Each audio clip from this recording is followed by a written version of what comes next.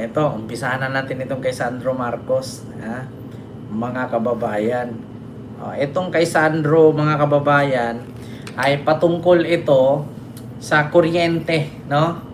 Na ipapalibre sana ni Marcoleta, si Sandro po ang gagawa. Si Sandro po ang magpapatupad. Isusulong ni Sandro Marcos ang 2,000 consumable electric bill ay gawing libre. Nako, pag na mga kababayan, kapag ito'y natupad, baka sabihin ni Marcoleta, akin yan, putang ina mo, sinungaling ka. Ito po mga kababayan, no? Basahin ko lang po itong artikulo ng ito, Abante News. Ayan, ito, mga kababayan, ha. Abante News ito, ha. Ito, meron na namang mga DDS na mga nagpakalat ng fake news na nakalaya na daw si Digong. Putang ina talaga itong mga DDS dito. Walang katapusang ano, no? Eto, mga kababayan, ako tignan natin kung sino ang may paninindigan at may batas na magagawa. Ayan po, mga kababayan. No, Abante News po yan kay Sandro Marcos. Sa Facebook po yan. So basahin ko po mga kababayan, Mama Jordan ng Japan, hello po, and kay Lickers TV, and kay Ma'am Aurelia Soriano, Lovely Buon, and kay Ma'am Sonia Ocol, hello po. So ito, hindi na pababayarin ang mga kukonsumo ng kuryente na hindi lalagpas sa 2,000 pesos kapag naipasa ang panukalang ito ng Presidential Son at House Majority Leader na si Congressman Sandro Marcos. So, basahin ang buong detalye. Ayan, Sandro Marcos isinulong libre kuryente sa konsumong hindi lalagpas sa 2,000 pesos. Ito na, mga kababayan. Tignan nyo, ito agad, nag-comment si Ruth Lamar. Ay nako, pasikat lang yan para sa mamamayan, para isiping may ginawa at pinasa na bill para mabago isip ng tao. Para pagtakpan ang gawa ng ama. We must be all wise kung ano talagang nangyayari sa bansa under this administration. Sabi ni Ruth Lamar. May pa-English ka pang putang ina ka. Bobo ka rin naman kasi DDS ka. Pasikat daw. Ruth Lamar. Sino po ba ang nagpapasikat? Sino ba ang nangako niya noong eleksyon 2025, midterm election? Di ba si Marcoleta? Sino ang nagpapasikat? Si Sandro ipapatupad at isusulong lang. Pero yung nangako niyan, putang ina, nanalo na lahat-lahat, at tuta ng China, walang ginawa. Yun ang dapat nasabihan mong pasikat. Di ba? Kung matatandaan ninyo mga kababayan, ito po yun, pinangako ni Marcoleta yan. Marcoleta. Toke kuryente. Diyos ko po.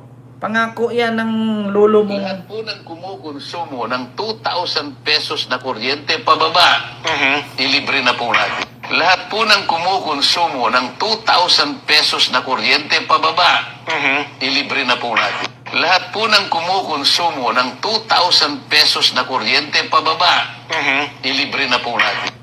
Nasaan si Marcoleta ngayon? Sa mga nag-comment dito sa Abante News, na si Ruth Lamar, ako po'y nanawagan sa'yo, ma'am, huwag ka pong mang-English, ma'am, putang ina mo, nag-English ka pa, DDS ka naman. Wala, hindi bagay sa inyo mga DDS mag-English. Bakit? Mga bubo kayo. Walang sa-isa yung English ninyo kung bobo naman kayo. Diba? Ito pa, gawa naman kayo ng batas para sa middle class, na majority taxpayer, just saying. Parang malapit na ma-approve yan kasi si Marcoleta nagpasa niyan. Malapit na siguro ma-approve. Kaya sinulot na naman ni Bangag the Second. Ito na naman si Jonathan Lao. Si Marcoleta daw ang nagpasa. Putang ina, tanong ko lang. Hanapin nga natin mga kababayan kung ang batas bang yan ay ginawa ni Marcoleta. Malapit na daw mapasa. Kaya sinulot daw ni Sandro. Sige nga, hanapin natin mga kababayan. May batas bang iginawa si Marcoleta na 2K pababa na konsumo ng kuryente ay libre? Yan. Anong batas kaya ito, mga kababayan? Iminungkahe ni Rodante Marcoleta na gawing libre. Pero wala pong batas. Ha? Walang batas, mga kababayan, na nakalagay. Oo. Ano to? DDS are really credit grabber. Diba? Mga kababayan, wala pong batas na nilagay si Marcoleta at wala pong iginawang batas si Marcoleta about dyan sa 2,000 electric bill na libre pababa. Wala pong batas. Walang batas na ginawa si Marcoleta. I-clarify ko lang po. Ni minsan wala pang batas si Marcoletang nagawa patungkol sa kuryente. Tandaan nyo yan. Parang Davao lang yan eh. Ang kuryente daw nasa lupa. Pero nung nakita ko sa balita, yung lalaki nagkakatumbling-tumbling doon, nagkakapyut-kapyut sa wire. Ayan na naman tayo, mga DDS. Pagpilitan nyo na naman. Ito pa. Sana ay gawan nyo ng paraan yung mga hindi kasali sa purpose. Na naghihikaho sa buhay. Diyos ko, huwag ka nang mangarap, mother. Silin ka puno. Huwag ka nang mangarap na sumali sa purpose kasi pag nagka-purpose ka, sa utang ka rin babagsak. Malaking mali ang panukalang batas ni Sandro. Dapat ang panukalang batas ay ganito. Consumption over 2K bill in electric is the only payable. Hindi yung 2,000 below, consumption libre. Bobo! Ito si Rolando Lakwata. Alam mo, sa totoo lang, in English mo lang eh. Alam niyo mga DDS, no? Mukha kayong tanga. Malaking mali daw ang panukala ni Sandro. Dapat ang panukalang batas ay gawing consumption over 2K bill in electric is only payable. Hindi yung below 2K consumption. Magtayo ka na lang ng sarili mong, magbili ka ng sarili mong generator, sir. 'Di ba? Yung 2,000 daw, pababa, yun lang ang bayaran. Pag pataas, hindi na bayaran, sir. Kung ikaw po may-ari ng electric, sir, no? Mukhang ayaw mo na yatang magnegosyo sa Pilipinas kung ganyan. Alam nyo, ang sakit ninyo mga DDS, puro kayo libre, puro kayo libre. Putang ina nyo. Ang papangit nyo na nga, ang bububo nyo pa, puro asa lang kayo sa libre. Nang ina nyo, magtrabaho kayo, uy. Ito pa, parang lugi na ang ibang taxpayer dahil may purpose na, may tupad pa, tapos may libreng kuryente. Paano naman yung iba? Alam nyo, sa totoo lang mga DDS, gusto ninyo lahat libre. Alam nyo mga DDS, bigyan ko kayo advice Kung gusto nyo lahat libre, tumira kayo sa sementeryo. Wala kang kaaway, wala kang maramdamang gutom, wala kang maramdamang bayarin, At higit sa lahat, hindi ka na mapapagod, tumira ka sa sementeryo, lahat doon libre. Kung magbawas ng presyo per kilowatt, maniwala pa ako, pero libre, pampolitika lang yan. Ayan na naman si Rafael. Alam mo, Rafael, puro ka, yung ginagawa mong papasok ka sa shopping, sa tawag doon, tindahan ng Uniqlo, tapos susukat ng damit, tapos magpipicture sa salamin, tapos uuwi. Alam nyo, yan ang mga sakit na mga DDS. Ang lakas mamuna. Pero pag tinignan mo yung kanilang profile, papasok sa fitting room ng Uniqlo, magsukat ng damit, pipicture, tapos huhubarin, uuwi. Kita mo dito, ayan ito. Kita nyo? Ayan. Papasok sa fitting room, susukatin ang damit, uhubarin, uuwi. Diba? Alam niyo, sa totoo lang mga DDS, yan ang mahirap sa inyo Puro kayo reklamo. Papayag kaya ang oligarko? Papayag, malamang. Hindi sila papayag, tignan natin. Kongresista yan Yan ang totoong kongresista. Nagpapatupad ng batas at sinusunod kapag may batas na ginawa. Biruin nyo. Naalala nyo yung ginawa ni Sandrong batas na no work, no pay? Ay, nagulat ka. Yung 4 na Duterte present. Di ba? Mars Bautista, hello po. Remove VAT sa kuryente, tubig at pagkain para applicable sa lahat. O, ito na naman si Edwin Man. Tanggalan ng VAT ang kuryente, tubig at pagkain. Kayo, kung ayaw nyo ng may VAT sa mga tubig, kuryente at pagkain, magtanim kayo. Magbugkal kayo ng lupa, maghanap kayo ng tubig. Yeah? Tapos gumawa kayo ng sarili ninyong electric source. Yeah?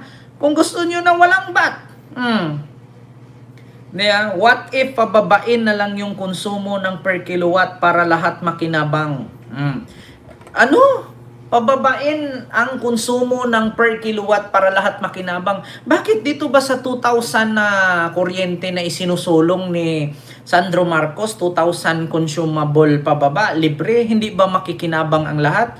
So, ano kayo, naka-jumper? Diba? Ano kayo, naka-jumper? Lahat naman makikinabang dito bakit? Saan ka ba nakakunik? Hindi ka ba sa Meralco nakakunik? Anong klaseng, yan? Diba? Nakakapagtaka lang, Ito ang nagsabi. Just lower the cost of electric to the same range as our Asian neighbor para damay lahat, pati mga taxpayer. Alam mo, sa totoo lang, kayong mga DDS, puro kayo comment, puro kayo reklamo. Anong pababain lahat ang konsumo ng per kilowatt para lahat makinabang?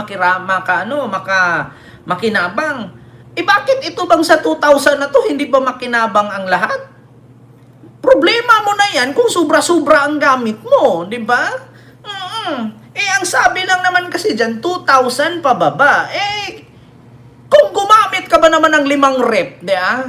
5 TV, tapos yung ilaw mo, 100 piraso. Talagang hindi 2,000 yan. Kabubuhan. Katangahan mo na yan. Kung gusto mong makatipid, ito din kasi sakit ng mga DDS ipababa daw ang konsumo ng per kilowatt para makinabang ang lahat. Bakit? Kasalanan pa ni Sandro at sa nagpapatupad ng batas na kung bakit mag-consume ka ng 5,000 pataas? Di bawas-bawasan mo yung refrigerator mo. Bawas-bawasan mo yung TV mo. Bawas-bawasan mo yung ilaw mo. Bawas-bawasan mo yung aircon mo. Para mag 2,000 consumable pababa, libre ka. Putang ina. Apakatanga mo naman. 2,000 pababa, libre. Problema mo na yan kung mag-consume ka ng 5,000 pataas. Alam nyo mga DDS, merong isang kongresista o politiko gagawa ng para sa tao, para sa bayan, kinukontra ninyo, puro kay reklamo. Nung dati, sabi ni PBBM, pag ako nanalo, gagawin kong 20 pesos ang bigas. Nung ginawang 20 pesos ang bigas, anong sabi ninyo? Ang bigas daw mabaho, pagkain ng baboy, hindi daw pagkain tao, di ba? Yan ang masakit sa inyo mga DDS Noong hindi pa na ipatupad, hinahanap ninyo. Noong ipinatupad na, ang sabi ninyo, pagkain baboy, pagkain hayop, hindi pang tao. Kaya nga, sa totoo lang mga DDS, hindi tayo umuunlad Bakit kayong mga DDS ang salot sa Pilipinas? Kayong mga DDS ang problema sa ating bansa. Kasi ang lalaki ng ulo ninyo, mga bobo kayo. Mga tanga-tanga kayo. Inuuto kayo ni Marcoleta, binuto nyo naman. Ngayon singilin nyo. Inuto kayo ni Alan Cayetano, binuto nyo naman. Ngayon singilin ninyo. Inuto kayo ni Digong, binoto nyo naman. Singilin ninyo. Pag ako nanalo, 3 to 6 months, ubos ang krimen, ubos ang droga. Potang ina mo. Paano naubos ang droga? Nung siningil ka ni Jessica Soho, sabi mo, eto, listahan ng droga. Ang kapal, ang bigat, hindi ko kaya. Iuwi mo. Binagsak mo, di ba? Binagsak ni Digong. Tapos, si Marcoleta, pag kumonsumo ng 2,000 electric bill pababa, gawin nating libre. Potang ina, ilang buwan na siya mula nung nanalo, 2026 na, tapos yung 2025. Naging libre ba? Tain niya, purple, sinungaling. Si Alan Cayetano. Anong pangako ni Alan Cayetano? Gawin natin 10,000 ang matatanggap na ayuda ng bawat pamilyang Pilipino. Potang ina, nakailang termino na siya pagka-senador. Walang 10,000 na nangyari. Puro mga sinungaling. Diyos mio, Marimar. Yan ang mahirap sa inyo. Mga DDS, mga uto-uto kasi kayo eh. Mga tanga-tanga kasi kayo, kaya hindi kayo umuunlad sa buhay. Hanggang ngayon, pangit pa rin kayo, bobo pa rin kayo, di ba? Mahirap pa rin kayo, mga tangina ninyo. Di ba? Ang sakit. Alam niyo, sa totoo lang, mga DDS, nasasaktan ako. Bakit? Nasasaktan ako na iniisip ko kayo. Bakit? Kasi nga, buti may kinakain pa kayo, ang bububo ninyo. Buti nga, meron pa kayong panggastos sa luho ninyo, ang tatanga ninyo. Buti araw-araw nasusuklian pa kayo. Buti tama ang sukli sa inyo, ang bububo ninyo. Ako nasasaktan ako mag-isip na meron akong kapwa Pilipino na bobo. Buti nga, bumili kayo ng mga binibili ninyo, nasusuklian pa kayo at butit marunong pa kayong magbilang. Kasi ang bububo ninyo. Biruin niyo yan. Tignan ninyo si Sandro Marcos pa. Ang tutupad sa pangako ni Marcoleta, hindi ba sampal sa pagmumuka ni Marcoleta yan? Hindi ba sampal kahihiyan yan? Mga kababayan, yung pangako ni Marcoleta na si Sandro ang magpapatupad. Punyemas naman yan. Ito pa. Sabi dito, bukas applyan ko na magsariling kontador yung aircon, freezer at electric motor ko. Subsidize na naman ng gobyerno, taxpayers money doon kukunin. Itataas na naman, pihado ang kuryente para lampas lahat sa tuki. Kailan pa ba ito magkatotoo? Puro na lang plano. Joselito Diaz, tumakbo kang kongresista. Tapos palitan mo si Marcoleta at si Sandro, tapos ipatupad mo. Sabi ni Joselito Diaz, kailan pa ba ito magkatotoo? Puro-puro na lang plano. Sige sir, tumakbo kang kongresista, tapos gumawa ka ng batas. Dapat naman para may silbi naman sila. Sabi ni Neil Brimon. Dapat sinabi nyo kay Marcoleta yan. Diba? Dapat lahat less 1K para parihas. Alam mo, sa totoo lang, may nag-comment, dapat lahat daw less 1K ang per bill. Sige. Paano kung nag-bill ka ng 20,000, less 1K, 19,000 babayaran mo, hindi ka pa aangal? Aangal ka pa rin. Alam nyo, dito pa nga lang, hindi pa napatupad itong batas na ito, maangal na kayo eh. Ito na, kada bill daw less 1K. Kung nag-bill ka ng 20,000 dyan, less lang 1K, 19,000, hindi ka na ba aangal doon? Putang ina, itong mga DDS talaga mga kababayan. Ito naman, dapat 5K libre. Putang ina, okay, 5K libre mo yan. Ikaw na lang magnegosyo, ikaw na lang magmamay-ari ng kuryente. Tignan natin kung kikita ka pa. Ito sa totoo lang, mga DDS, huwag kayong umasa sa gobyerno. Magtrabaho kayo. Kung ayaw ninyo magbayad ng malaking kuryente, magpakabit kayo ng solar. Ganito yan bigyan ko kayo ng idea. Mga DDS, di ba ang yayabang ninyo? Bigyan ko kayo idea. Ganito yan. Kung nag-consume ka ng kuryente 20,000 per month. So 20,000 times 12 magkano? 20,000 times 12. So medyo malaki-laki. So yung 20,000 times 12 na yan, ipakabit mo ng solar yan. Ilang kilowatts na yan? 5 kilowatts na solar yan. Biruin mo, magbayad ka ng 240,000 a month. 240,000 isang taon. Ipakabit mo ng solar yan. Wala kang babayaran ni piso kasi yung isang taon mo nandun sa bubong nakakabit. Nandun sa bubong nakakabit. 'Di ba? 240,000, meron kang kalahating milyon ngayon. Kung nag-consume ka ng kalahating milyon sa isang taon, 200 to 500,000, ipakabit mo na lang ng solar yan. Kung meron kang, alam mo yung solar, yung palid niya, yung bar, every bar yun, correct me if I'm wrong, 50,000. Kung meron kang 250,000, ilang palid na ng solar yun? Yun ang gagamitin. Yun ang gagawin. Kaysa naman mag-consume ka 25,000 kuryente a month. Oh, yung 25,000 a month, i-times mo sa 12. Kulang-kulang kalahating milyon yan. Ipakabit mo na lang ng solar, wala ka pang gastusin sa kuryente. Kung meron man, siguro 100, 200 pesos lang. 'Di ba? Ganun ang gagawin ninyo. Katulad sa akin. 300k. Ayan, meron ako ilang kilowatt yan sa akin. Kulang-kulang 10 kilowatts. Oh. Alam niyo magkano binabayaran ko sa kuryente dito? Sa bahay? Pinakamataas na yung 600 pesos isang buwan. Ganun po yan, mga kababayan. Kasi bakit? Ang solar, sa'yo yan. Ang kuryente, hindi yan sa'yo. Kahit mag-brown out man, ang solar nandyan. 'Di ba? Ganun ang gawin ninyo.